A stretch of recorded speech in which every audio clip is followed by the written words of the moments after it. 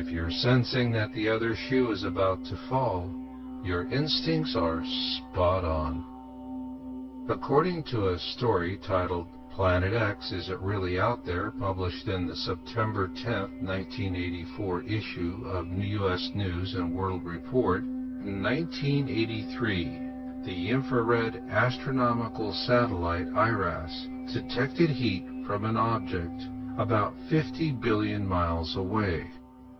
Then in 1992, NASA issued a press release in which they state that they found an object of 4 to 8 Earth masses on a highly tilted orbit beyond 7 billion miles from the Sun. If this indeed is the very same object, the numbers say it all.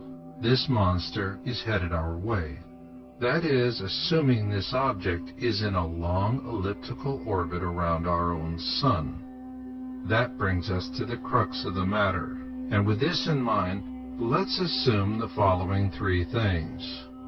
1. Planet X is an old, unborn companion to our own Sun. 2. It is in a long elliptical orbit around our Sun. And 3. It is returning to pass through the core of our solar system, which explains our recent solar violence, global warming, and ongoing Earth changes. Assuming all of this is true, it stands to reason that there would be documented history of a previous Planet X flyby. Yes, there is.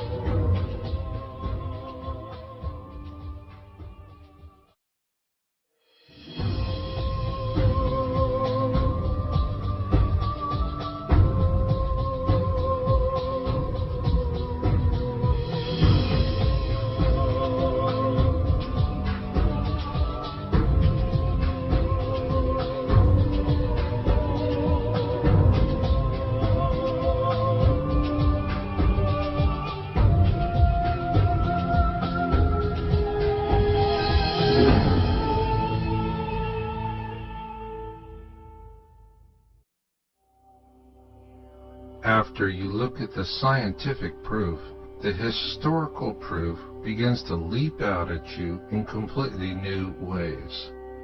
A good example of this new context can be found with Jeremiah, a prophet from the Old Testament. He felt compelled to warn us of something he called the destroyer, and he clearly foresaw how the entire earth would suffer its wrath. In Jeremiah 25:32 and 48:8, we read, "Disasters will soon spread from nation to nation. They will come like a powerful storm to all the faraway places on earth." Here, Jeremiah clearly warns us that this future cataclysm will beset us on a global scale. He goes on to say, "The destroyer will come against every town. Not one town will escape. The Lord said this will happen." Here, Jeremiah identifies that global cataclysm as being caused by something he refers to as the destroyer. So, are there any similar ancient texts from this same period of time that give us the same exact wording? Yes, there is. For this, we go back to the Exodus, which was as much a blessing for the Hebrews as it was a terrible curse for the Egyptians. In the aftermath of Exodus, the Egyptians had lost their faith. Their own pantheon of gods had proven impotent before the powers of the Hebrew God. Just as we felt compelled to understand why 9/11 caught us so unawares, the Egyptians needed to understand what happened to them as well. So as the Hebrews began to write the Old Testament, the Egyptians simultaneously penned a massive anthology called the Great Book.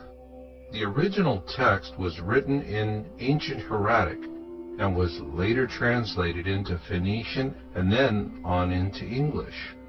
In its original form, the Great Book was the size of a modern encyclopedia, and it offered very precise historical accounts. Two such notable accounts were Noah's flood, or the deluge, as it is more commonly known across the four corners of the earth. In the Egyptian account of Sesuda and Hanok, they described an ark very similar to the one built by Noah, and in much the same manner. Then there are the Egyptian accounts of the 10 plagues of Exodus. It is important to keep in mind their version was written by the vanquished, as opposed to the Old Testament account, which was written by the victorious Hebrews. There are many similarities between the two. For example, neither the Hebrews nor the Egyptians mention the actual name of the Pharaoh of Exodus. However, where they differ, and strikingly so, is in what actually caused the 10 plagues of Exodus. According to the ancient Egyptians, what caused the 10 plagues of Exodus was a massive object. They also tell us this same object caused Noah's flood and the destruction of Atlantis as well. Like the Hebrew prophet Jeremiah, they too called it the destroyer and have warned us of its return. In fact, the ancient Egyptians go to great length to warn us that Jeremiah's destroyer will return with catastrophic consequences for all of the earth and those who live upon it, and in these days. What remains of these ancient Egyptian historical accounts are contained within the first 6 books of the Colburn Bible, and they corroborate similar accounts in the Hebrew Torah, or the Old Testament as it is referred to by Christians. Scientifically accurate, these ancient Egyptian accounts read as easily as man-on-the-street TV interviews. This is why noted Planet X historian Greg Jenner says that the Colburn Bible is the Rosetta Stone of Planet X. This is because the Egyptian accounts are so prescient they unlock many Planet X secrets buried within the Holy Bible and numerous other ancient texts and folklore. Many of the harbinger signs of the destroyer's return mentioned within the Colburn Bible have already come to pass, and it is warning us that what will come will be Jeremiah's destroyer. The Colburn Bible gives us many examples of what this is going to be like, and most notable comes from the Book of Manuscripts. When blood drops upon the earth, the destroyer will appear, and mountains will open up and belch forth fire and ashes. Trees will be destroyed, and all living things engulfed. Waters will be swallowed up by the land, and seas will boil. Assuming our governments know all this, what are they doing about it? And of course, we want to know what's going to happen to us. Well, our governments have known about it for a long time, and yes, they're doing plenty about it. The question is, what are you doing about it?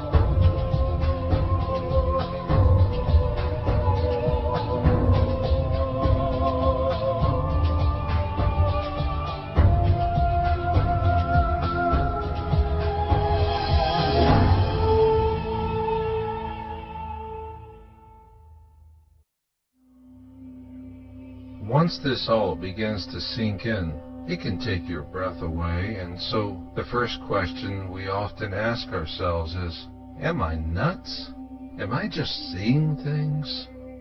For those who feel this way, you're not nuts, and you're not seeing things. What's happening is that the blinders are coming off. When that happens, the first thing we all see is the realization that in 2012, Americans will be burying their dead as their forefathers did during the American Civil War. By the thousands, by the tens of thousands. But that was then, and at that time our government was far less capable of dealing with tragedies like this. After all, times change, don't they? We would all like to think that our governments can save all of us, but let's be practical. There are simply not enough resources to save everyone. In fact, most will be left to fend for themselves because our governments will have a higher agenda. That being, to ensure the survival of our species. This is because our single greatest threat from Planet X will be the manner in which it interacts with our own sun. As Planet X approaches its closest point to the sun, a violent cosmic duel will ensue, and it will last for many months. When that happens, our beautiful blue-green planet will be slammed by numerous perfect solar storms and cosmic lightning.